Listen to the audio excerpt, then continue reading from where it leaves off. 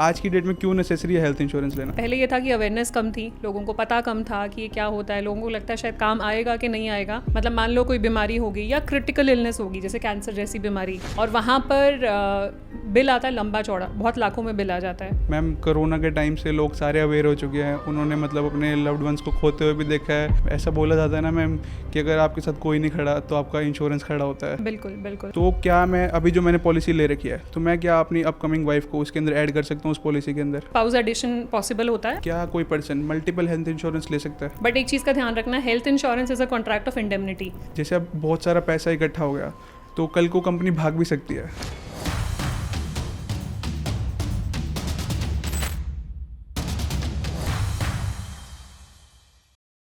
नमस्कार दोस्तों, आज इस वीडियो के अंदर हम हेल्थ इंश्योरेंस के बारे में बिल्कुल बेसिक से डिटेल में डिस्कस करेंगे। ऐसा मैं इसलिए कह रहा हूँ क्योंकि हमारे साथ मौजूद है यहाँ पर एक certified financial adviser plus insurance expert जिन्हें इस इंडस्ट्री के अंदर पिछले 19 साल से भी ज़्यादा का एक्सपीरियंस है। तो मैं यहाँ पर स्वागत करूँगा गुरलीन जी का। गुरलीन जी, आपका बहुत बहुत स्वागत है हमारे पॉडकास्ट पर। थैंक यू सो मच जी। तो मैम सबसे पहले मेरे को ये बताइए कि हेल्थ इंश्योरेंस आखिरकार होता क्या है? सो हेल्थ इंश्योरेंस अगर बहुत ही सिंपल लैंग्वेज में समझें तो स्वास्थ्य बीमा है, आपकी हेल्थ का बीमा है। आप अपनी हेल्थ को सिक्योर कर रहे हो, कल को कोई भी अगर हॉस्पिटलाइजेशन होती है, भगवान ना करे हॉस्पिटल में एडमिट होना पड़े, तो वहाँ खर्चा आपको पता ही है बहुत लंबा चौड़ा खर्चा होता है, तो उसको सिक्योर करने के लिए लोग हेल्थ इंश्योरेंस लेते हैं। ठीक है, ऐसा बोला जाता है ना मैम कि अगर आपके साथ कोई नहीं खड़ा तो आपका इंश्योरेंस खड़ा होता है। बिल्कुल बिल्कुल बिल्कुल। तो मैम आज की डेट में क्यों नेसेसरी है हेल्थ इंश्योरेंस लेना? सो आज की डेट में नेसेसरी, आज की डेट में भी है और पहले भी था। पहले ये था कि अवेयरनेस कम थी, लोगों को पता कम था कि ये क्या होता है, लोगों को लगता है शायद काम आएगा कि नहीं आएगा। बट अब देखते हुए कि हेल्थ इंश्योरेंस आपकी सेविंग्स ख़त्म कर देता है। मतलब मान लो कोई बीमारी होगी या क्रिटिकल इलनेस होगी जैसे कैंसर जैसी बीमारी, और वहाँ पर बिल आता है लंबा चौड़ा, बहुत लाखों में बिल आ जाता है। और उस टाइम पे क्या होता है कि अगर आपके पास हेल्थ इंश्योरेंस नहीं है, अगर आपने कवर नहीं करा हुआ, तो हेल्थ इंश्योरेंस बेसिकली अब अपनी फाइनेंशियल रिस्पॉन्सिबिलिटी को शिफ्ट कर रहे हो टूवर्ड्स इंश्योरेंस पॉलिसी कि वो पे करेंगे। अगर वो नहीं है तो अल्टीमेटली आपको खर्चा, हॉस्पिटल तो आपको बिल देना ही पड़ेगा ना। तो आप क्या करोगे, आप सेविंग्स में से निकालोगे। आप सेविंग्स में से निकालोगे तो बाकी गोल्स आपके हैम्पर होंगे। मान लीजिए आपने पैसा जोड़ा था बच्चे की एजुकेशन के लिए या अपने रिटायरमेंट के लिए, तो वो चीज़ ना करके आपको वो अपने बीमारी पर पैसा लगाना पड़ेगा। तो इसलिए हेल्थ इंश्योरेंस बहुत ज़रूरी है ताकि आपका पैसा ड्रेन आउट ना हो। मैम आपको इस इंडस्ट्री के अंदर 19 साल से भी ज़्यादा हो गए, तो जब आपने स्टार्ट किया था तब कितने लोग हेल्थ इंश्योरेंस लेते थे और आज की डेट में कितने लोग हेल्थ इंश्योरेंस लेते हैं, कि कितना डिफरेंस आया है? बहुत फ़र्क है। मतलब अवेयरनेस थी नहीं हेल्थ इंश्योरेंस, और कोई लेता भी था तो 50,000 लाख की बहुत बड़ी बात हो जाती थी कि 50,000 का इंश्योरेंस है, लाख रुपए का इंश्योरेंस है, क्योंकि हमारी हेल्थ इन्फ्लेशन भी कम थी। एक तो अवेयरनेस नहीं थी, दूसरी इतनी महंगाई भी नहीं थी। लेकिन अब क्या है कि एक तो महंगाई भी बहुत ज़्यादा है, हेल्थ इन्फ्लेशन भी बहुत ज़्यादा है, ट्रीटमेंट कॉस्ट बहुत ज़्यादा है। हॉस्पिटल आप एडमिट हो जाओ एक दिन के लिए 30-40-50,000 तो आम बात है। और अब वही है कि लोग जानते हैं, लोग समझते हैं, अवेयरनेस है, उनको नॉलेज है, पता है कि अगर वो नहीं होगी मेरे पास तो मेरी सेविंग्स में से पैसा निकलेगा, इसलिए वो हेल्थ इंश्योरेंस को इंपॉर्टेंस देते हैं। अभी मैंने पीछे में मनी कंट्रोल का एक आर्टिकल पढ़ा था, वहाँ पे लिखा हुआ था कि जो हेल्थ इन्फ्लेशन है, मतलब कि जो आपके मेडिकल बिल्स आते हैं वो 14% से ग्रो कर रहे हैं ओवर द मतलब हर साल। और अगर आप अपना एफडी में पैसा डालते हो तो वो 7% से ग्रो करता बिल्कुल, है। बिल्कुल। तो मतलब आप एक अंदाज़ा लगा लो कि किसी मिडिल क्लास के ऊपर मतलब मेडिकल एक्सपेंस आ जाए तो उसके तो कमर टूट जाएगी, वो बिल्कुल मतलब उसके फाइनेंसेस खत्म हो जाएंगे। बिल्कुल बिल्कुल। तो ये आप समझिए कि इसका मतलब है कि आपका लगभग 5 से 7 साल में treatment cost is getting doubled. जो मान लीजिए आज अगर हार्ट की सर्जरी है, अगर 5 लाख में होगी तो 5 से 7 साल में वो 10 लाख में होगी, फिर 15 लाख में होगी। तो आगे आने वाले टाइम में बहुत इंपॉर्टेंट हो जाएगा कि अपना जो ये वाला जो रिस्क है आप शिफ्ट करो, आप इंश्योरेंस कंपनी को दो। ओके मैम, कोरोना के टाइम से लोग सारे अवेयर हो चुके हैं, उन्होंने मतलब अपने लव्ड वंस को खोते हुए भी देखा है और मेडिकल बिल्स भी देखे हैं, सारी की सारी चीज़ें देखी है। तो आज के टाइम में यूथ बहुत ज़्यादा अवेयर है।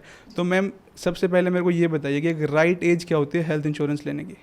देखिए, यंग एज ही राइट एज होती है, क्योंकि बीमारी एज देख के नहीं आती आजकल ना।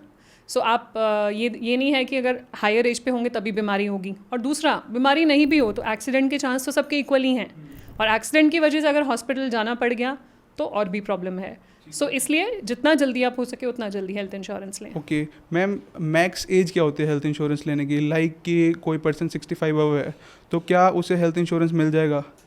जैसे कि आप जानते हैं जो हमारी हेल्थ इंश्योरेंस पॉलिसीज़ हैं वो लाइफ लॉन्ग रिन्यूएबिलिटी क्लॉज के साथ आती हैं। मतलब आपने आज पॉलिसी में एंटर कर लिया, आप लाइफ टाइम चला सकते हो, अनटिल अनलेस आपने कोई फ्रॉड करा और इंश्योरेंस कंपनी ने आपकी पॉलिसी टर्मिनेट कर दी, अदरवाइज आप लाइफ टाइम उनके साथ चल सकते हो। दूसरा, एंट्री एज, जो हम बोलते हैं कि मैक्सिमम एंट्री एज क्या है कोई पॉलिसी लेने की, तो कोई ऐसी मैक्सिमम एंट्री एज नहीं है। जो इस साल IAD की रेगुलेशंस आई हैं, बहुत सारी पॉलिसीज़ में से एंट्री एज हटा दी गई है। मतलब किसी भी एज पे आप पॉलिसी में एंटर कर सकते हैं, चाहे आप 60 के हैं, 65, 70, किसी भी एज पे आप पॉलिसी में एंटर कर सकते हैं। ओके मैम, मैं पिछले 2 साल पहले मैंने अपने फादर के लिए हेल्थ इंश्योरेंस लेना चाहा था, उनकी एज 65 अबव थी, तो मेरे को कोई पॉलिसी ही नहीं मिली। जी जी, जैसा कि अब आप बता रहे हो कि रेगुलेशंस चेंज हो ऑप्शंस गए कम हैं। थे, ऑप्शंस कम थे उस टाइम पे भी सीनियर सिटीजन स्पेसिफिक पॉलिसीज आती थी, बट अब क्या है, ऑप्शंस बहुत सारे खुल गए हैं जो लेटेस्ट रेगुलेशंस आई हैं उसकी। तो कुल मिला के ओवरऑल कंक्लूजन ये निकाले कि अगर कोई पर्सन हेल्दी है, मतलब एज ना देखेंगे चाहे वो 70 का है कि 80 का है चाहे 20 का है, बिल्कुल। अगर पर्सन हेल्दी है तो उसके लिए राइट टाइम वही है कि वो अपनी जी। हेल्थ इंश्योरेंस पॉलिसी ले इसी सकता से ही है। मुझे याद आ रहा है, लास्ट वीक ही हमने किसी को इंश्योरेंस कवर दिया, 82 ईयर्स की लेडी हैं ओके और उनको पॉलिसी मिली है, आराम से मिली है। ठीक है। तो मैम सबसे पहले मेरे को एक चीज़ ये बताइए कि हेल्थ इंश्योरेंस के अंदर कितने टाइप्स होते हैं? सो हेल्थ इंश्योरेंस अगर आप डिवाइड करें तो मोटा मोटा 3 टाइप की हेल्थ इंश्योरेंस होती है। एक तो इंडिविजुअल मतलब मैं अपनी इंश्योरेंस ले रही हूँ सिर्फ अकेले की। एक होता है मल्टी इंडिविजुअल, मान लीजिए 2 लोग हैं, मैं और मेरे हस्बैंड, तो हम दोनों अपनी इंडिविजुअल पॉलिसी ले रहे हैं, लेकिन कंबाइन करके सिंगल पॉलिसी में ले रहे हैं, उसको मल्टी इंडिविजुअल बोलते हैं। जैसे मेरे को अपनी 10 लेनी थी, उनको 10 लेनी थी, तो हम दोनों ने कंबाइन कर ली पॉलिसी, तो 10-10 लाख दोनों का कवर है, लेकिन वो मल्टी इंडिविजुअल सिंगल पॉलिसी है। वो करने से ऐसा होता है कंपनी आपको डिस्काउंट्स भी देती है ओके कि 2 से ज़्यादा उसके मेंबर्स अंदर आप अपने किड्स को भी ऐड कर सकते हैं? हाँ, तो मल्टी इंडिविजुअल में जितने मर्जी लोग आप ऐड कर दीजिए। ठीक है। मतलब अगर 4 लोगों की फैमिली है तो चाहे आप मल्टी इंडिविजुअल ले लो, चाहे फैमिली फ्लोटर ले लो। ठीक है। सो मल्टी इंडिविजुअल में ये होता है कि चारों का अलग अलग प्रीमियम कैलकुलेट होगा, फिर टोटल प्रीमियम पे डिस्काउंट लग जाएगा और Okay. चारों सेम पॉलिसी में कवर होंगे। ठीक है। सबके इंडिविजुअल बेनिफिट्स रहेंगे, नो क्लेम बोनस अलग, फीचर्स अलग। अब फैमिली फ्लोटर इसके ऊपर आता है, थर्ड जो टाइप है फैमिली फ्लोटर, मतलब कंबाइंड पॉलिसी, उसका प्रीमियम कम होता है। जहाँ पे मैं अगर 2 लोगों का 10-10 लाख का पॉलिसी ले रही हूँ, तो मान लीजिए मेरा प्रीमियम 10,000 है, हस्बैंड का भी 10,000 है, मैंने फैमिली फ्लोटर ले ली, यहाँ पे मैं 20 दे रही थी, फैमिली फ्लोटर ले ली तो मैं 12,000 दूंगी इंस्टेड ऑफ 20,000। तो वो मेरा फ़ायदा है। और दूसरा लॉजिक ये भी है फैमिली फ्लोटर लेने का, अगर आपकी फैमिली है तो सारे एक साथ बीमार नहीं पड़ते हैं, तो आपको इकट्ठे सबका अलग अलग कवर लेने की इसके ज़रूरत अंदर नहीं है। मैम और भी चीज़ें होती है ना फैमिली फ्लोटर के अंदर, जैसे रेस्टोरेशन बेनिफिट्स हो गए, जी, ऑटोफिल की फैसिलिटीज़ हो गई, वो तो आपको सब पॉलिसी में मिलता है, चाहे इंडिविजुअल हो चाहे फैमिली फ्लोटर Okay. पॉलिसी, वो पॉलिसी फीचर्स हैं। तो मैम आज की डेट में ना ऐसा बहुत देखा गया, लेट सपोज मैंने हेल्थ इंश्योरेंस लिया, मैंने अपने हिसाब से लिया, बट इंडिया में क्या होता है ना, मैंने अब किसी और को बता दिया कि मैंने हेल्थ इंश्योरेंस लिया, तो वो बंदा भी मेरे वाली पॉलिसी लेने चला जाएगा, फिर आगे वो जी। औरों को बताता रहेगा कि जी। ये पॉलिसी बेस्ट है। तो इस पर आपके क्या कमेंट्स हैं? देखिए, ये कॉन्सेप्ट वैसे बहुत कॉमन है इंडिया में। अब आप हेल्थ इंश्योरेंस में बात करो, ऐसे स्टॉक्स में भी होता है। ओके मैंने कोई स्टॉक में इन्वेस्ट करा, मैं अपने फ्रेंड को बता दूंगी कि मैंने स्टॉक लिया, बढ़िया चला। अब हो सकता है मेरे लिए जिस टाइम पे मैंने एंटर करा उस टाइम बढ़िया था, जिस टाइम पे वो एंटर कर रहे हैं ऑलरेडी वो स्टॉक पीक पर है, वो रिटर्न ना दे, तो बोलेगा क्या बड़ी मेरे को बेकार इन्वेस्टमेंट करा दी। तो ये देखा देखी बहुत होती है, बट हर कॉन्सेप्ट में ये है one size doesn't fit all. मतलब जो साइज़ मेरे को पूरा आ रहा है शायद आपको नहीं आएगा, क्योंकि हम दोनों की ज़रूरत अलग है, हमारी रिक्वायरमेंट्स अलग है, हम लाइफ के डिफरेंट स्टेज पर हैं। तो अच्छी बात है अगर आपको किसी ने बताया है कि ये पॉलिसी उन्होंने ली है, अच्छी है, बट आप लीजिए अपनी ड्यू डिलिजेंस करके, देख कर कि क्या वो आपकी फैमिली के लिए सूटेबल है कि नहीं है। हो सकता है उन्होंने कोई राइडर लिया हो, यंग कपल हो, उनको मटर्निटी चाहिए, आपको नहीं चाहिए, तो आप नहीं लोगे वो राइडर। ओके। तो अपनी ड्यू डिलिजेंस करके अपनी सूटेबिलिटी के हिसाब से पॉलिसी लो। तो मैं अपनी ऑडियंस को बताना चाहूँगा कि मैम का भी यूट्यूब चैनल है, तो आप उसे भी सब्सक्राइब कर सकते हो, लिंक आपको नीचे डिस्क्रिप्शन में मिल जाएगा। तो मैम मेरे को यहाँ पर आपसे एक चीज़ और डिस्कस करनी थी, लाइक कि हम 2 दोस्त हैं। अब जो मेरा दोस्त है वो कॉर्पोरेट में काम करता है, बिग 4 के अंदर है, EY के अंदर है, तो और मैंने अपना खुद का बिजनेस रन कर रहा हूँ यहाँ पे, तो मैंने तो अपनी एक इंडिविजुअल पॉलिसी ले ली। अब मैं उसको बोलता हूँ कि भाई तू भी इंडिविजुअल पॉलिसी ले ले, वो बोलते नहीं मेरे को तो कंपनी ने कवर कर रखा है। तो इस पर आपके क्या कमेंट्स है कि मतलब उसको एक इंडिविजुअल पॉलिसी लेनी चाहिए या फिर कंपनी की पॉलिसी चलती रहनी चाहिए? देखिए, बहुत बड़ा सेगमेंट ऐसा है जिनके पास कॉर्पोरेट कवर है, जो अपनी इंडिपेंडेंट पॉलिसी जिन्होंने नहीं ली, या तो अवेयरनेस नहीं है या उनको लगता है हमें ज़रूरत नहीं है। कोविड के टाइम पे अगर आपने देखा हो तो ये पॉलिसीज़ परमानेंट नहीं है, बहुत सारे लोगों की जॉब्स गई, तो ये पॉलिसीज़ भी साथ में चली गई, और उस टाइम पे आपके पास इंश्योरेंस कवर नहीं था, और उस टाइम पे मान लीजिए कोविड हो जाता और हॉस्पिटलाइजेशन हो जाती, कोई इंश्योरेंस कंपनी पॉलिसी नहीं देती, उनको पता है कि रिस्क है। सो यहाँ पे क्या हो रहा है, आपको अपनी परमानेंट पॉलिसी लेना ज़रूरी है, बिकॉज कॉर्पोरेट पॉलिसी जो आपके पास एक एडिशनल है, मतलब उसको आप ये मत समझिए कि वो आपकी प्राइमरी पॉलिसी है। वो इसलिए है कि आप काम कर रहे हैं किसी कंपनी के साथ, अब वहाँ पे हो सकता है को पेमेंट हो, वहाँ पे हो सकता है कि रूम रेंट कैपिंग हो, वहाँ पे हो सकता है सिर्फ 5 लाख का कवर हो, लेकिन आपको अपनी चॉइस के हिसाब से पॉलिसी चाहिए, तो इसलिए आपको अपनी परमानेंट एक इंडिविजुअल पॉलिसी लेना एडवाइजेबल है। ठीक है, तो मैम मेरा नेक्स्ट क्वेश्चन आपसे ये है, लाइक कि मैं अभी 26 ईयर्स का हूँ, अब मैं अपनी शादी के बारे में सोचूंगा, जी। तो क्या मैं अभी जो मैंने पॉलिसी ले रखी है, तो मैं क्या अपनी अपकमिंग वाइफ को उसके अंदर ऐड कर सकता हूँ उस पॉलिसी के अंदर? बिल्कुल कर सकते हैं। Mid term spouse addition possible होता है, आप अपनी स्पाउस को ऐड कर सकते हैं पॉलिसी के इन बिटवीन। ओके, तो सिमिलरली लाइक कि अब कोई किड प्लान कर रहा हो, जी, तो क्या वो अपने बच्चे को भी आने वाले टाइम में उस पॉलिसी में ऐड कर सकता है? हाँ जी। एक तो होता है कि आपको मैटरनिटी बेनिफिट्स चाहिए, तो आप उस पॉलिसी में मैटरनिटी बेनिफिट्स का ऐड ऑन लोगे कि कल को बच्चा होगा, डिलीवरी कॉस्ट, बच्चे का खर्चा, वो सब मिल जाए। वो कुछ वेटिंग पीरियड के बाद कवर होता है। दूसरा है कि बेबी हो गया, उसके बाद आप ऐड करना चाह रहे हो, तो न्यू बॉर्न बेबी आप ऐड कर सकते हैं। 91 डेज़ के बाद new born baby insurance companies add करने के लिए अलाउ करती हैं। तो मैम यहाँ पर ना एक टर्म आती है हेल्थ इंश्योरेंस के अंदर कि सम एश्योर्ड, तो सबसे पहले तो सम एश्योर्ड क्या होता है और एक पर्सन को कितना सम एश्योर्ड लेना चाहिए? तो सम एश्योर्ड है कितने का बीमा है, आप कितने के लिए कवर हो रहे हो, मतलब इतना तक आप क्लेम ले सकते हो। अब वो 5 लाख हो सकता है, लाखों में होता है जनरली, 5 लाख 10 लाख करोड़ों में भी होता है। मतलब आजकल आपको पॉलिसीज़ मिलेंगी जो 3-3 4-4 करोड़ या अनलिमिटेड कवर तक भी अवेलेबल है बिकॉज ऑफ हेल्थ इन्फ्लेशन, जो हमने अभी डिस्कस किया। सो इसी से निकल के आता है कि कितना कवर होना चाहिए, क्योंकि हेल्थ इन्फ्लेशन ज़्यादा है, महंगाई ज़्यादा है, तो हमें आज का नहीं सोचना, हमें फ्यूचर का सोचना है। आज हो सकता है 5 लाख 7 लाख 10 लाख में काम चल जाए, लेकिन आने वाले समय में 14% की हेल्थ इन्फ्लेशन से नहीं चलेगा। तो अगर आप मान लीजिए जैसे कि आप अगर मोहाली रहते हैं तो 10 से 15 लाख का कवर आपका होना चाहिए। अगर आप मेट्रो सिटी में रहते हो तो 25 लाख तो बेयर मिनिमम है कि आपका होना चाहिए। बट मैम क्या होता है ना, अगर मैं ज़्यादा सम एश्योर्ड लूँगा तो मेरा प्रीमियम भी ज़्यादा होगा जी। अब हर कोई इस कैटेगरी के अंदर नहीं आता। लाइक कि अगर हम इनकम के हिसाब से बात करें तो इनकम के हिसाब से किसको कितना कवर लेना चाहिए? लाइक कि कोई पर्सन 20,000 रुपये कमाता है, कोई 1 लाख रुपये कमाता है, कोई 2 लाख रुपये कमाता है, तो उस कैटेगरी वाइज कितना? दो आंसर्स हो सकते हैं इसके। एक तो ये मिथ है कि ज़्यादा कवर लूँगा तो प्रीमियम ज़्यादा आएगा। मान लीजिए आपका 10 लाख का प्रीमियम अगर 10,000 है तो 20 लाख का प्रीमियम 20,000 नहीं होगा। ठीक है। 20 लाख का प्रीमियम 13 या 14,000 होगा। ऐसे ही 50 लाख का प्रीमियम 20,000 होगा, 5 गुना नहीं होगा 10 लाख के। सो एक तो ये। दूसरी चीज़, अगर आप चाहते हैं कि इकोनॉमिकल सॉल्यूशन और कवर भी अच्छा चाहते हैं ताकि फ्यूचर में आपकी फैमिली प्रोटेक्टेड रहे, तो सुपर टॉपअप का कॉन्सेप्ट आता है। आप छोटा बेस कवर ले लीजिए, मतलब 5 लाख 10 लाख का इंश्योरेंस ले लीजिए, उसके ऊपर सुपर टॉपअप पॉलिसी ले लीजिए जो आपको एडिशनल कवर देगी। Of course super top up policy अगर सस्ती है तो कुछ चीज़ें कम भी कवर करेगी, बट कुछ मतलब ना होने से बेटर है कि कुछ कवर तो आपके पास हो। तो मैम लाइक कि मैंने आज एक हेल्थ इंश्योरेंस पॉलिसी खरीद ली जी, अब 1 साल बाद रिन्यू होगी, तो क्या उसका प्राइस सेम रहेगा क्या फिर बढ़ेगा? डिपेंड करता है। प्राइस बेसिकली 2 चीज़ों की वजह से बढ़ता है, एक तो आपकी एज, दूसरा हेल्थ इन्फ्लेशन। ठीक है। सो एज की वजह से हर एक कंपनी का अलग अलग कॉन्सेप्ट है, हर एक पॉलिसी का अलग अलग कॉन्सेप्ट है फॉर दैट मैटर।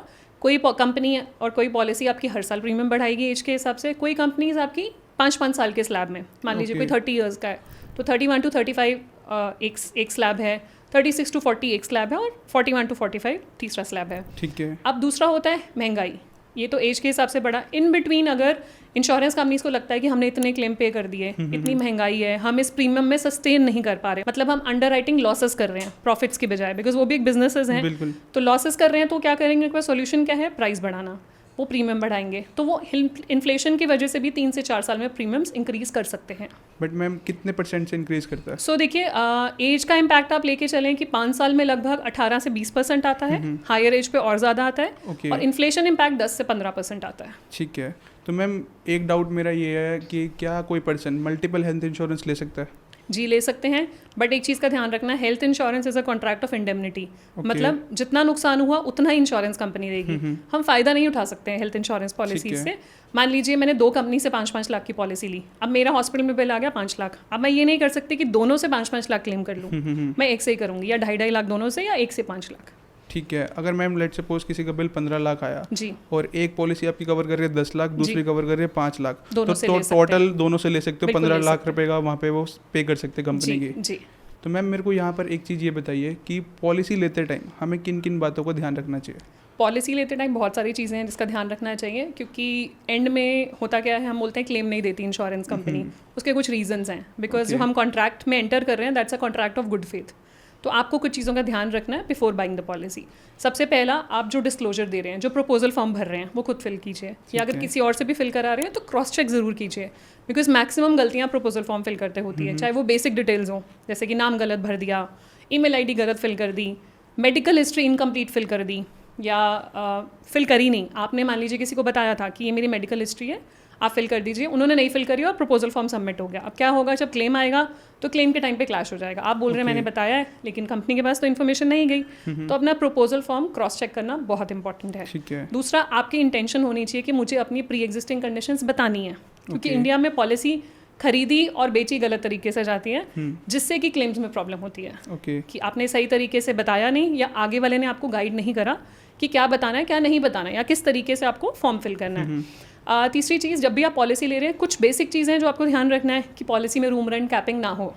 आप जो पॉलिसी ले रहे हैं वो फुली कवर्ड पॉलिसी हो, कोई रिस्ट्रिक्शन ना हो। रूम रेंट कैपिंग से क्या होता है, आप जब हॉस्पिटल गए, आपकी तो 10 लाख की पॉलिसी है, लेकिन आप जब गए तो उन्होंने बोला आपको तो सिर्फ 1% ऑफ रूम रेंट ही हम 1% of sum assured he room rent का कमरा देंगे। ठीक है। अब वहाँ कमरा स्टार्ट हो रहा है 15,000 से, मैं एग्जाम्पल ले रही हूँ। तो वहाँ पे क्या होगा, सिर्फ 5,000 का डिफरेंस नहीं है पर डे, प्रोपोर्शनेटली सारे खर्चे बढ़ जाएंगे। बिल्कुल। तो आपको अपनी जेब से बहुत सारा पैसा देना पड़ेगा।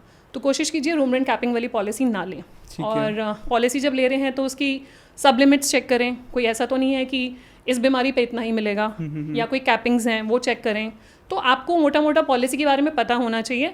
इंक्लूजन्स के साथ साथ एक्सक्लूजन्स भी पता होने चाहिए। बिल्कुल। कि ये तो कवर्ड है, बट ये भी पता होना चाहिए क्या कवर्ड नहीं है, सो दैट आपकी एक्सपेक्टेशन सेट राइट होंगी। मेरा नेक्स्ट क्वेश्चन आपसे यही था कि हेल्थ इंश्योरेंस के अंदर परमानेंट एक्सक्लूजन क्या क्या चीज़ें हैं? हाँ, सो पहले तो 3 तरह के एक्सक्लूजन्स होते हैं। एक तो इनिशियल वेटिंग पीरियड, कि आज मैंने पॉलिसी ली 30 दिन तक मैं क्लेम नहीं कर सकती। दूसरा होता है slow growing illnesses waiting period, जिसको हम स्पेसिफिक एक्सक्लूजन्स भी बोलते हैं। ठीक है। कुछ बीमारियां ऐसी हैं जो स्लो ग्रोइंग है हमारी बॉडी में, जो 2 साल तक कवर नहीं होती हैं। फिर आ जाता है प्री एग्जिस्टिंग कंडीशंस, जो पहले से बीमारी हैं उस पर वेटिंग पीरियड लगेगा। फिर आ जाता है परमानेंट एक्सक्लूजन्स, ओके। कि कुछ चीज़ें हैं जो कवर ही नहीं करेंगे। ओके। ठीक है। अब लाइक की एग्जांपल मैम आप दे सकते हो कि कोई जैसे कि कोई चीज़ें कवर नहीं हो रही?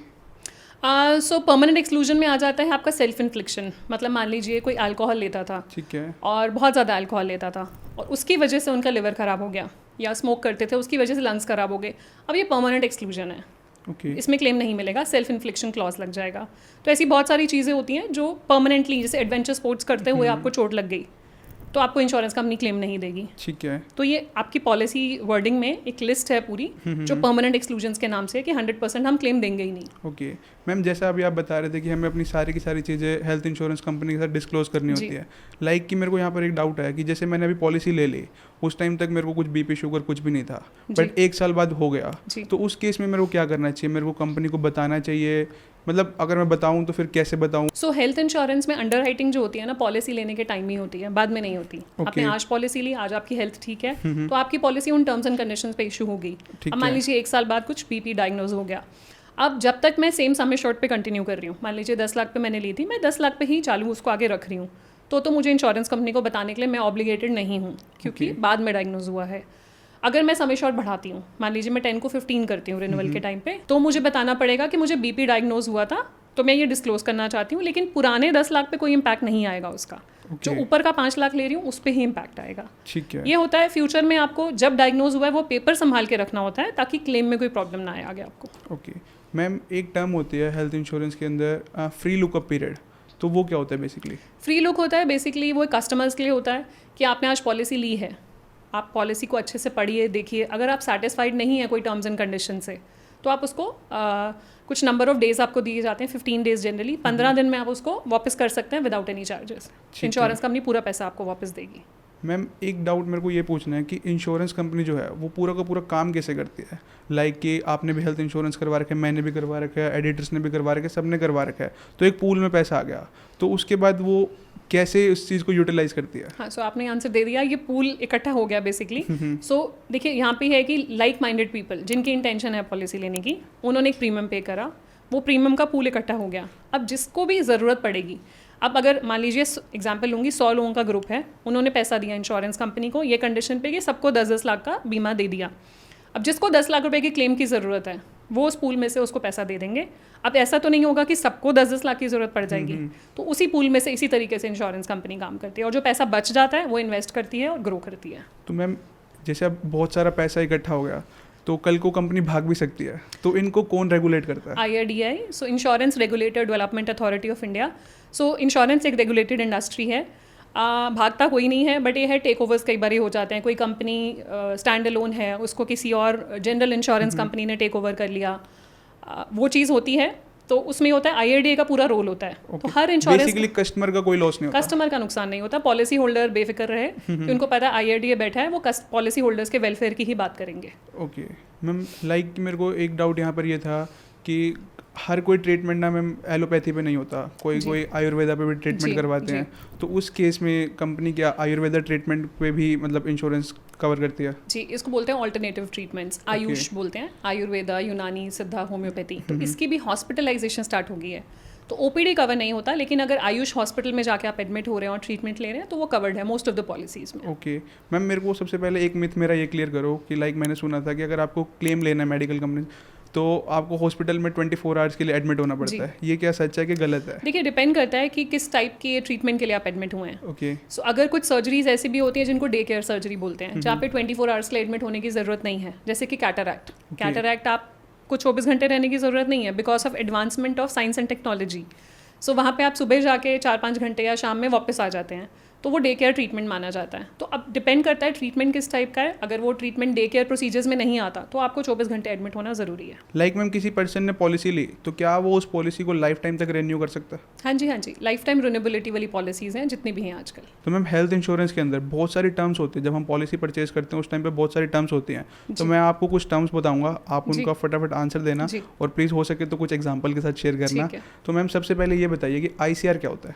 ICR होता है इनकर्ड क्लेम रेशियो, मतलब कितने रुपए का क्लेम आया इंश्योरेंस का, आप इसको बोल सकते हैं अमाउंट सेटलमेंट रेशियो। ओके मतलब मान लीजिए 100 रुपये का क्लेम आया और इंश्योरेंस कंपनी ने 90 रुपये का सेटल करा या 80 रुपये का सेटल करा, इसको ICR बोलते हैं। ठीक है। और मैम सॉल्वेंसी रेशियो क्या होता है? कि कंपनी कितनी सॉल्वेंट है, कंपनी कितनी, आप समझिए कि इतने कंपनी के पास एसेट्स हैं कि वो सॉल्वेंट रहेगी, फ्यूचर में क्लेम्स इतने क्लेम्स आ जाएं तो पे कर पाएगी कि नहीं। ठीक है, मतलब कंपनी कैपेबल है कि क्लेम को पे करने के लिए कि नहीं। उसके बाद मैम क्लेम सेटलमेंट रेशियो क्या होता है? क्लेम सेटलमेंट की कंपनी के पास कितने क्लेम्स आए और कितने उन्होंने सेटल करे। मान लीजिए 100 क्लेम्स आए, उन्होंने 4 रिजेक्ट करे, 96 सेटल करे, तो 96% क्लेम सेटलमेंट रेशियो होगी। तो मैम वेटिंग पीरियड क्या होता है? तो डिफरेंट वेटिंग पीरियड्स होते हैं। जब आप पॉलिसी लेते हैं तो पहले दिन से आपकी पॉलिसी आपको कवर नहीं करती है। तो इनिशियल वेटिंग पीरियड होता है जिसको हम बोलते हैं 30 डेज का वेटिंग पीरियड है जनरली, और अगर कोई एक्सीडेंटल हॉस्पिटलाइजेशन है वो आपको पहले दिन से कवर हो जाती है। इसके अलावा एक लिस्ट होती है स्पेसिफिक एक्सक्लूजन्स, इसको बोलते हैं स्पेसिफाइड डिजीजेज या स्लो ग्रोइंग इलनेसेस, ये 2 साल तक कवर नहीं होती हैं, जैसे कि stone, cataract, hernia, piles, fibroids, hernia, knee replacement, ये आपके 2 साल तक कवर नहीं होंगे। और जो प्री एग्जिस्टिंग कंडीशंस हैं उनका वेटिंग पीरियड जनरली 3 साल के आसपास रहता है कि 3 साल तक आपकी पुरानी बीमारियां हम कवर नहीं करेंगे। ठीक है। तो मैम अगर किसी को चाइल्ड प्लान करना हो तो उसको मैटरनिटी बेनिफिट लेना हो तो उस केस में भी वेटिंग पीरियड्स होते हैं? बिल्कुल। तो उनका क्या हिसाब रहता है? तो 9 months to 2 years का वेटिंग पीरियड रहता है जब भी आप मैटरनिटी पॉलिसीज ले रहे हैं या मैटरनिटी एड ऑन ले रहे हैं, तो मिनिमम 9 months, मैक्सिमम 2 years तक आपको वेट करना पड़ेगा। Okay ma'am, no claim bonus क्या होता है? नो क्लेम बोनस, आपने कंपनी से क्लेम नहीं लिया, कंपनी आपको बोनस दे रही है, कंपनी इंसेंटिवाइज कर रही है, आपका सम एश्योर्ड इंक्रीज कर रही है। तो मैम कितने टाइम तक हम नो क्लेम बोनस, जैसे मैंने 5 साल तक नो क्लेम बोनस लिया, तो मैं कितना अपना सम एश्योर्ड बढ़ा सकता हूँ? अलग अलग पॉलिसीज़ में अलग अलग है। कई कंपनीज में आप 10x भी लेके जा सकते हो अपनी पॉलिसी, कई कंपनीज में 5x है, कई कंपनीज में 2x है, कई पॉलिसीज़ में इनफाइनाइट है कि आप जब तक चलाते रहोगे पॉलिसी तब तक आपको बोनस मिलता रहेगा। मैम रूम रेंट कैपिंग क्या होती है? रूम रेंट मतलब कमरे की कैपिंग। जब आप हॉस्पिटल में जा रहे हैं तो अलग अलग टाइप्स ऑफ रूम्स आपको दिखते हैं, वहाँ पे भी टैरिफ लगा होता है।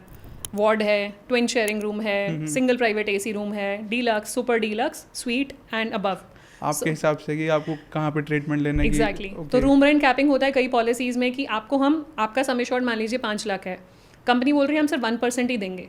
अब वहाँ हॉस्पिटल में गए तो स्टार्टिंग रूम ही 10,000 से है, तो आप क्या करेंगे? तो इसलिए रूम रेंट कैपिंग वाली पॉलिसीज़ नहीं लेनी चाहिए। Ma'am pre and post hospitalization क्या होता है? मतलब हॉस्पिटल जाने से पहले के एक्सपेंसेस और बाद के एक्सपेंसेस आप रीइंबर्स करा सकते हैं। मैम इसको किसी एग्जांपल से बता सकते हैं? सो मान लीजिए मेरे को बुखार हुआ, मैं डॉक्टर के पास गई, OPD लिया मैंने, उन्होंने कुछ दवाइयाँ लिख के दी, कंसल्टेंसी भी उन्होंने अपनी ली और टेस्ट भी करवाए, तो मेरा कुछ खर्चा हो गया। अब मेरी तबीयत ठीक नहीं हुई है, मैंने डॉक्टर को दोबारा विजिट करा, उन्होंने बोला आपको हॉस्पिटलाइज होना पड़ेगा। अब मैं हॉस्पिटल एडमिट हो जाती हूँ तो जो मेरे पहले के एक्सपेंसेस हैं मैं उसको प्री हॉस्पिटलाइजेशन एक्सपेंसेस में रीइंबर्स कर सकती हूँ। अब डिस्चार्ज होने के बाद भी कुछ ऐसा रहेगा कि डॉक्टर बोलेंगे कि आप फॉलोअप के लिए मेरे पास आओगे या कुछ मेडिसिन प्रिस्क्राइब करेंगे पोस्ट केयर जो मुझे लेनी पड़ेंगी, वो भी मैं as a post hospitalization expenses में क्लेम कर सकती हूँ। Okay ma'am, network of hospital क्या होता है? जहाँ पे इंश्योरेंस कंपनीज का टाई अप है, जहाँ पे आपको पेमेंट नहीं देनी पड़ेगी, कैशलेस ट्रीटमेंट लेके आप घर आ जाएंगे। तो हर हॉस्पिटल के साथ टाई अप नहीं होता, उनकी list of network hospitals her insurance company की वेबसाइट पर पॉपुलेट होती है। ओके तो लाइक कि मैंने हेल्थ इंश्योरेंस लिया, अब मेरे नियर बाय जो भी हॉस्पिटल है, अब वो उस नेटवर्क ऑफ हॉस्पिटल में नहीं आता, तो वहाँ पर मेरा इंश्योरेंस नहीं चलेगा? वहाँ पे आपको अगर वो नहीं आता कैशलेस नेटवर्क में तो रीइंबर्समेंट करा सकते हैं। मतलब रीएम्बर्समेंट हो जाएगा, इंश्योरेंस तो चलेगा? अब एक चीज़ और यहाँ पे, क्योंकि आप नेटवर्क की बात कर रहे हैं, एक होता है term black listed hospitals. Okay. तो आपको ये भी चेक करना ज़रूरी है कि अगर वो कैशलेस में नहीं है, कहीं वो ब्लैक लिस्टेड हॉस्पिटल लिस्ट में तो नहीं है। ठीक है। ब्लैक लिस्टेड मतलब इंश्योरेंस कंपनीज ने बोला अगर आप वहाँ से ट्रीटमेंट लोगे तो हम रीइंबर्स भी नहीं करेंगे। ठीक है। तो आपको वो देखना ज़रूरी है कि वो ब्लैक लिस्टेड नहीं होना चाहिए, तो रीइंबर्समेंट हो जाएगा। ओके, तो मतलब मैं ऑल ओवर इंडिया कहीं पे भी जाके हॉस्पिटल में कर सकता हूँ, रीएम्बर्समेंट तो मिल ही जाएगा? मोस्टली पैन इंडिया पॉलिसीज़ होती हैं, आप कहीं पे भी ट्रीटमेंट ले सकते हैं। मैम को पेमेंट क्लोज क्या होता है? को पेमेंट मतलब शेयरिंग, मतलब आप और मैं जैसे को पेमेंट क्लॉज है, या इंश्योरेंस कंपनी के साथ मेरा को पेमेंट क्लॉज है। मतलब अगर बिल आता है 20% को पेमेंट, मतलब 20% मैं दूंगी, 80% इंश्योरेंस कंपनी देगी। 1 लाख का बिल आया, 20,000 मैं दूंगी, 80,000 इंश्योरेंस कंपनी देगी। तो उस वजह से जब अगर 100% इंश्योरेंस कंपनी दे रही थी तो फॉर एग्जांपल उसका 10,000 प्रीमियम था, जब को पेमेंट लगाया तो उन्होंने बोला आप 6,000 दे दो, क्योंकि 20% तो मुझे ही देना है क्लेम के टाइम पे। तो अगर आप अपनी कॉस्ट रिड्यूस करना चाहते हैं तो को पेमेंट क्लॉज ले सकते हैं। बट मैम इसका लेने का तो कोई फ़ायदा ही नहीं है। डिपेंड करता है, कई बार क्या होता है सीनियर सिटीजन्स का प्रीमियम बहुत ज़्यादा बढ़ जाता है। आपको लगता है कि हो सकता है मेरा क्लेम ना आए तो मैं ज़्यादा पैसा क्यों दूँ इंश्योरेंस कंपनी को, तो आपको लगता है कि कुछ पोर्शन तो मैं खुद भी अपनी पॉकेट से बेयर कर सकता हूँ जब क्लेम आएगा, तो इसलिए लोग को पेमेंट लेते हैं। कई पॉलिसीज़ में मैंडेटरी को पेमेंट भी होता है, तो वो भी आपको चेक करना है कि आपको को पेमेंट चाहिए कि नहीं चाहिए। मैम इसके अलावा ग्लोबल कवर क्या होता है? ग्लोबल कवर जो आपकी हेल्थ इंश्योरेंस पॉलिसीज़ होती हैं जनरली पैन इंडिया कवरेज देती हैं, मतलब इंडिया के बाद नहीं देती हैं। अगर आप चाहते हैं कि आप ट्रीटमेंट इंडिया से बाहर भी लेना चाहते हैं तो आप ग्लोबल पॉलिसीज़ ले सकते हैं। लाइक कि मैम अगर कोई मतलब मैं ट्रैवल करने बाहर गया और मैंने ग्लोबल कवर ले रखा है, तो मैं वहाँ पे कोई ट्रीटमेंट कराऊंगा तो हेल्थ इंश्योरेंस कंपनी ही देगी? जी। बट मैम अगर कोई इंडियन सिटीजन NRI है, वहीं पे ही रहता है, तो क्या उसको ग्लोबल कवर नहीं, मिलेगा? सो ग्लोबल कवर्स NRIs के लिए नहीं है, क्योंकि इंश्योरेंस कंपनी को पता है वो वहाँ सेटल्ड हैं, तो उनके चांसेस ज़्यादा हैं वहाँ से क्लेम करने के, तो वो रेजिडेंट इंडिविजुअल्स को ही देते हैं करंटली जो ग्लोबल कवर है। NRIs एप्लीकेबल नहीं है। Okay. Having said that NRIs India में पॉलिसी ले सकते हैं, लेकिन वो इंडिया में ही ट्रीटमेंट कराने के लिए। ठीक है। तो मैम राइडर्स क्या होते हैं? राइडर्स मतलब एड ऑन्स। सिंपल एग्जाम्पल अगर मैं बताऊँ, आइसक्रीम है, किसी को वनीला पसंद है, किसी को उसके ऊपर चेरी डालना पसंद है, किसी को चॉकलेट सॉस डालनी है, किसी को स्प्रिंकलर्स डालने हैं, सबकी अपनी अपनी चॉइस है। तो आपको वनीला तो इंश्योरेंस कंपनी देती है, राइडर आप अपनी चॉइस से डाल सकते हो कि आपको क्या ज़रूरत है। ठीक है। मान लीजिए आपको राइडर चाहिए नॉन पेबल आइटम्स का, कंज्यूमेबल आइटम्स आपको ऐड करनी है, आपको राइडर चाहिए OPD कवरेज का, आपको राइडर चाहिए मटर्निटी का, तो जो भी आप एड ऑन लेना चाहें बेसिक पॉलिसी जो इनबिल्ट फीचर्स है उसके ऊपर आप ले सकते हो। तो मैम बेसिकली आप कौन कौन से राइडर्स अपनी तरफ से सजेस्ट करोगे? देखिए अगेन डिपेंड करता है आपकी ज़रूरत के हिसाब से, किस लाइफ स्टेज पे हैं आप, आपकी क्या ज़रूरत है। बट बेसिक जो 1-2 राइडर्स हैं जो लेने ज़रूरी हैं, मतलब पहला तो आपको नॉन पेबल आइटम्स 100% कवर करानी ज़रूरी हैं। So that non payable items होती हैं आपकी PPE किट्स, मास्क, ग्लव्स, ये आपके टोटल बिल का 10 से 15% कॉस्ट है। मतलब अगर 1 लाख का बिल आया, 10 से 15,000 इन चीज़ों की कॉस्ट है। ठीक है। तो अगर राइडर वो डाल लेंगे आप तो पूरा पैसा इंश्योरेंस कंपनी देगी एज पर दी लिस्ट। ओके। इसके अलावा और जो राइडर्स होते हैं, मतलब रूम रेंट कैपिंग अगर हटाने का कोई राइडर है तो वो आप ऐड कर लीजिए, बिकॉज वो भी एक इंपॉर्टेंट राइडर है कि जिससे आपका रूम रेंट कैपिंग ना रहे और पूरे का पूरा बिल सेटल हो। ठीक है। बाकी सब ऑप्शनल राइडर्स हैं जो आप लेना चाहें। मैम अब इसके अंदर बहुत सारे टर्म बेसिक टर्म्स है, एक बार आप फटाफट आंसर दे देना। लाइक कि एयर एम्बुलेंस। जी, मतलब आप अगर ऐसी सिचुएशन में हैं, वो डोमेस्टिक एयर एम्बुलेंस होती है कि आपको रोड एम्बुलेंस के थ्रू नहीं लेके जाया जा सकता, कंडीशन इतनी ख़राब है या रोड के थ्रू एक्सेसिबल नहीं है जहाँ पे आप हैं, तो एयर एम्बुलेंस आप यूज़ कर सकते हैं। मैम आप सजेस्ट करोगे कि अपनी पॉलिसीज़ में एयर एम्बुलेंस का डिपेंड फीचर करता लेना? है आप कहाँ रहते हैं। ठीक है ना, अगर कोई बहुत ही रिमोट जगह पे रहता है उनके लिए तो रिकमेंडेड है कि वहाँ पे अगर कुछ ऐसी इमरजेंसी हुई तो रोड एम्बुलेंस से नहीं लेके जा पाएंगे, तो एयर एम्बुलेंस से इवैक्यूएशन हो पाएगी। तो it's a good to have feature. अगर नहीं भी है तो ऐसा नहीं है कि बहुत इंपॉर्टेंट फीचर है ये। मैम एक लास्ट चीज़ मेरे को ये पूछनी थी, alcohol and smoking effect on policies. तो इस पे मतलब क्या इफेक्ट रहता है अल्कोहल और स्मोकिंग का? डिपेंड करता है कि आप कितना अल्कोहल लेते हैं, कितनी स्मोकिंग करते हैं। अगर आप सोशल ड्रिंकर हैं या सोशल स्मोकर हैं, मतलब once in a month, once in 6 months, then it's absolutely okay. अगर आप डेली लेते हैं तो इंश्योरेंस कंपनी आपको हो सकता है प्रीमियम बढ़ा के पॉलिसी दे, वो डिपेंड करेगा अंडर राइटिंग टीम पे। एक चीज़ मेरे को ये बताओ, लाइक कि मैंने अभी अल्कोहल कंज्यूम करी और मैं बीमार हो गया, मैं हॉस्पिटल में गया, तो उस टाइम पे क्या मेरे को मेडिकल क्लेम मिलेगा? देखिए एक बार अल्कोहल कंज्यूम करने पे नहीं बीमार होते। ये हो सकता है कि अल्कोहल कंज्यूम करी और उसकी वजह से कोई रेपरकशन हुआ और मेरा क्लेम आ गया, एक्सीडेंट हो गया, मैं हॉस्पिटल में एडमिट हूँ, तब तो ऑफ कोर्स वो इंश्योरेंस कंपनी बोलेगी सेल्फ इन्फ्लिक्शन है, आपको पता था आपका नुकसान हो सकता है, फिर भी आप कर रहे थे तो हम क्लेम नहीं देंगे। ठीक है। अगर कोई एक्सेसिव लेता है आपने एक्सेसिव अल्कोहल ली जिससे कि लिवर खराब हो गया, डॉक्टर्स ने बोला बिकॉज ऑफ अल्कोहल लिवर खराब हुआ है, इंश्योरेंस कंपनीज क्लेम नहीं देंगी। लाइक कि मैम इंडिया के अंदर ना डिफरेंट टाइप्स के लोग हैं, जो बहुत गरीब लोग हैं, उनको तो सरकार ने आयुष्मान कार्ड दिया ही हुआ है, तो उनका तो इंश्योरेंस वहीं पे कवर हो जाता है।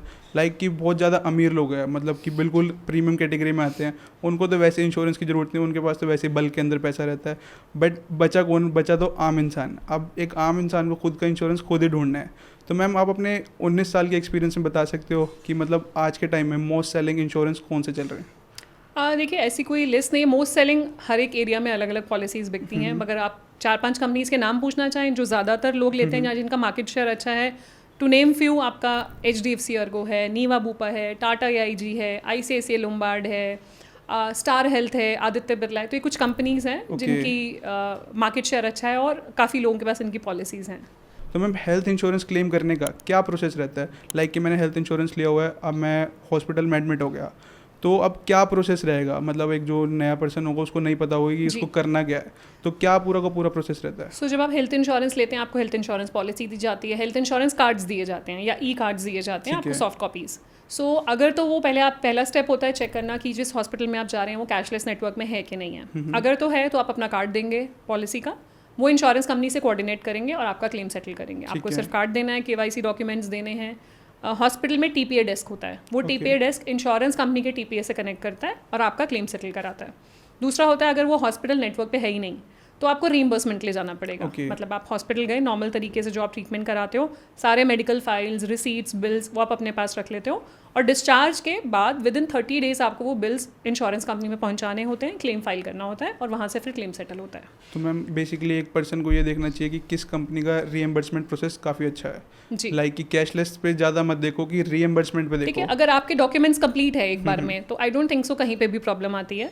आपको अपने डॉक्यूमेंट्स पूरे भेजने हैं। एट टाइम्स क्या होता है, आपने पेपर्स ही पूरे नहीं भेजे, आपने बिल्स भेज दिए, मैम कई बार सिचुएशन ऐसी हो जाती है लाइक कि इमरजेंसी में हॉस्पिटल ले गए तो उस टाइम पे पहले कार्ड नहीं दिखाया जाता, तो हॉस्पिटल में एडमिट करने के लिए भी पैसे लगते हैं। जी। तो वहाँ पे वो फिर वो सारा प्रोसेस तो रीएम्बर्समेंट में ही आएगा। हाँ, सो ज़रूरी नहीं है। कई बार ऐसा होता है, मान लीजिए आप रात को गए, रात को TPA डेस्क नहीं था, इमरजेंसी में गए और डॉक्टर ने एडमिट कर लिया, नेक्स्ट डे इंटीमेशन गई इंश्योरेंस कंपनी को और इनिशियली आपसे उन्होंने 10-20 हज़ार रुपये ले लिए। तो क्या होगा, अगर वो क्लेम कैशलेस में सेटल हो रहा है तो डिस्चार्ज के टाइम पे जो आपसे एडवांस लिया गया है वो एडजस्ट हो जाएगा, आपको वापस दे देंगे।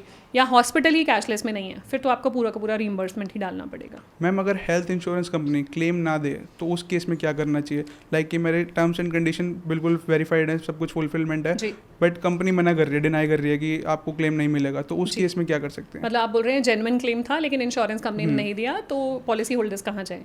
सो पहला स्टेप ये होता है, आप इंश्योरेंस कंपनी को रीच आउट करो, अपना पॉइंट रखो कि मेरा क्लेम जेन्युइन था, सपोर्टिंग डॉक्यूमेंट्स दो अगर वो कुछ मांग रहे हैं जिसके ग्राउंड पे वो रिजेक्ट कर रहे हैं। अगर वो तब भी नहीं आपका सोल्यूशन मिल रहा तो हर एक इंश्योरेंस कंपनी का ग्रीवेंस रिड्रेसल होता है, ग्रीवेंस टीम होती है, आप उनको लिखो, उनको मेल करो, उनको जाके मिलो। अगर तब भी आपको लगता है कि सैटिस्फैक्टरी रिस्पॉन्स नहीं आ रहा या आपके फेवर में नहीं आ रहा, then there is insurance ombudsman, वहाँ पे आप फाइल कर सकते हैं अपना claim with all the supporting documents. फिर इंश्योरेंस ऑम्बड्समैन बीच में पढ़ के आपका क्लेम सेटल कराता है। ठीक है मैम, एक लास्ट डाउट मेरे को ये पूछना है आपसे कि लाइक कि मैंने मेडिकल पॉलिसी ले रखी है, हॉस्पिटल में एडमिट हो गया, अब मेरे घर वालों ने सारा पैसा भर दिया, बट उनको पता ही नहीं था कि पॉलिसी ली हुई है, तो वो कितने दिनों बाद तक क्लेम कर सकते हैं? सो विदिन 30 डेज आप क्लेम फाइल कर सकते हो इंश्योरेंस कंपनी में। आपके डॉक्यूमेंट्स सारे आप, ये पहले बात होता है आप इंटीमेट कर दो इंश्योरेंस कंपनी में, ऐसे हुआ था, मैं क्लेम इंटीमेट करना चाहता रह गया मैम की, नो प्रॉब्लम। मतलब इंश्योरेंस कंपनीज भी जेन्युइन कंसर्न समझती हैं, कोई प्रॉब्लम नहीं है, बट 30 डेज के अंदर अंदर उनको डॉक्यूमेंट्स पहुंचने चाहिए। ओके, तो 30 डेज के बाद मतलब 30 डेज क्वेश्चन आपसे, अगर कोई सॉलिड रीजन नहीं है आपके पास 30 डेज के बाद देने वाला, मतलब आप ये बोलो कि मैं ऑफिस में बिजी था और मैंने 30 डेज के बाद फाइल करा है, तो that is not a solid reason. Solid reason है तो अलग बात है, बट अगर सॉलिड रीजन नहीं है तो insurance companies will not entertain after 30 days. तो मैम यहाँ पर मेरे को एक चीज़ ये बताइए कि अपने एक्सपीरियंस से कि हेल्थ इंश्योरेंस लेते टाइम लोगों को क्या क्या गलतियाँ नहीं करनी चाहिए? सबसे बड़ी गलती तो मैंने पहले आपको बताई कि प्री एग्जिस्टिंग डिजीज़ का डिस्क्लोजर प्रॉपर दो, आप अपनी हेल्थ इन्फॉर्मेशन प्रॉपर बताओ।